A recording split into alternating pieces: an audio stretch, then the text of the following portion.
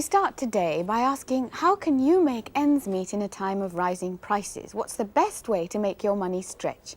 And that's exactly what Mrs. Sheila Roberts from Bolton wants to know. Sheila, after paying your rent and your electricity bills and your rates and all those extras, how much money do you have left for food? Approximately £12. £12 a week, yes. Right? And how much of that do you spend on fresh meat? An average £1.83p. £1.83. Right. And on fresh veg? Last week it was £1.20. And do you drink a lot of milk in your family? Yes, we do. We use a lot of milk, and it works out to £1.63 a week for milk. £1.63 a week. Now, at this point, I'd like to introduce Georgie Rogers. She's a home economist who has ideas for all of us on how to make our pounds stretch further.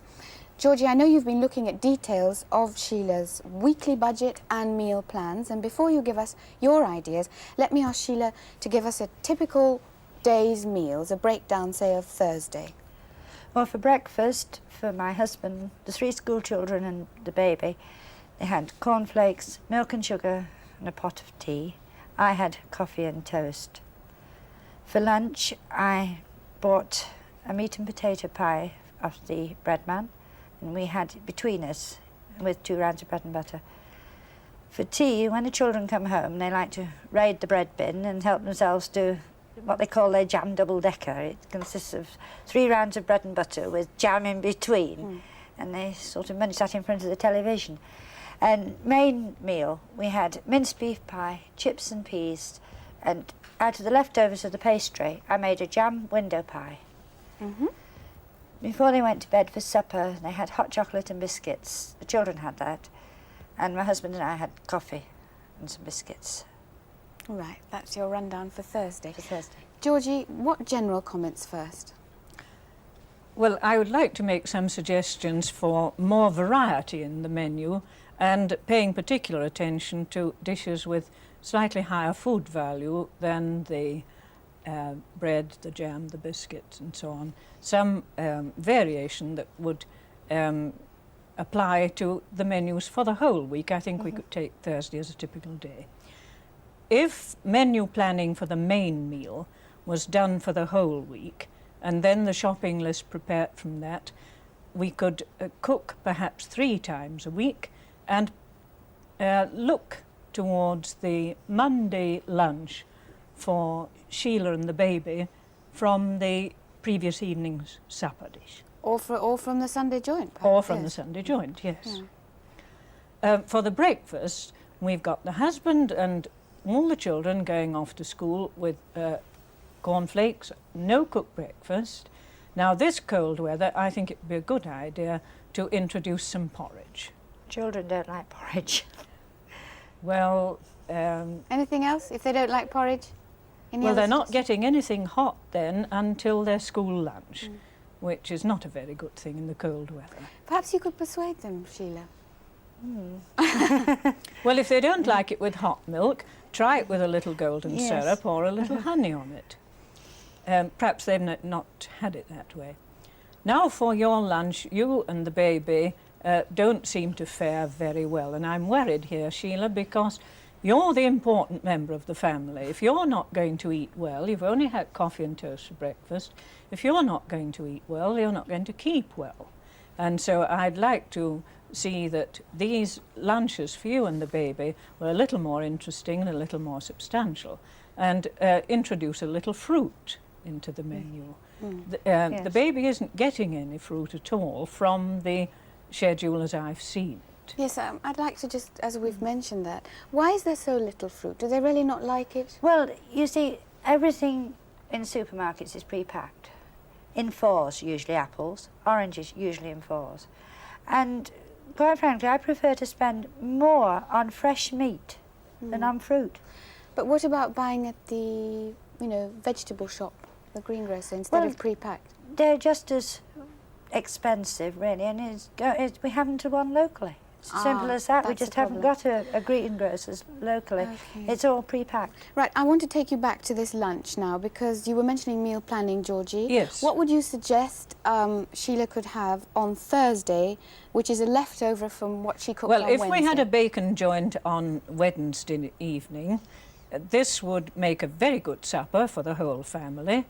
The liquor could be used for a good soup for Sheila and the baby on Thursday.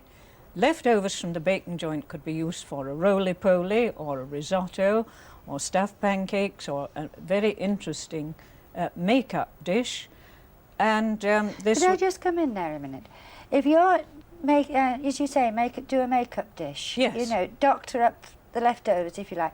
Well, wouldn't it be just as expensive making the mixtures with pancake mixture, taking the eggs and the milk and everything else, as buying a 9p meat and potato pie? No, but this is for your evening meal. Oh, for the evening this is meal. for I the thought we were evening talking meal. about lunch, I'm sorry. No, no, your lunch is, I was suggesting a soup made from the liquor and fruit. The roly-poly was going to be what The main came meal from for the evening, Yes. in place of this minced beef pie, chips and peas. But that is a point. I mean, these suggestions you're making, obviously some of them are going to sound expensive to Sheila, but aren't they in lieu? They're in lieu of something else. They're in lieu of the ingredients that you're buying for the minced beef pie.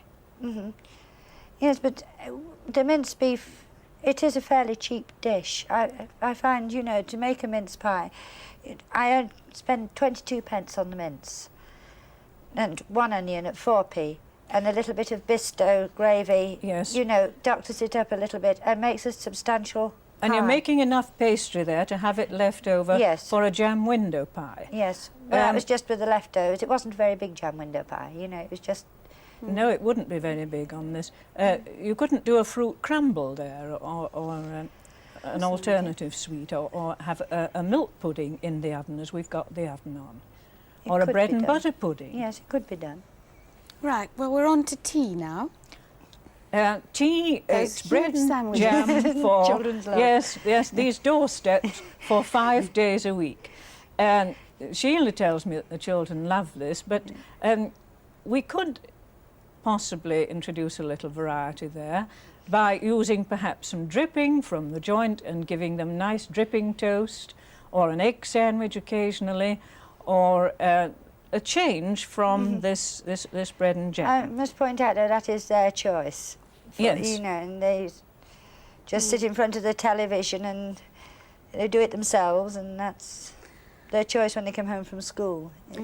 It seems to me that overall, what Georgie's suggesting is that you do more baking. Now, does that mean that Sheila's going to spend hours in the kitchen?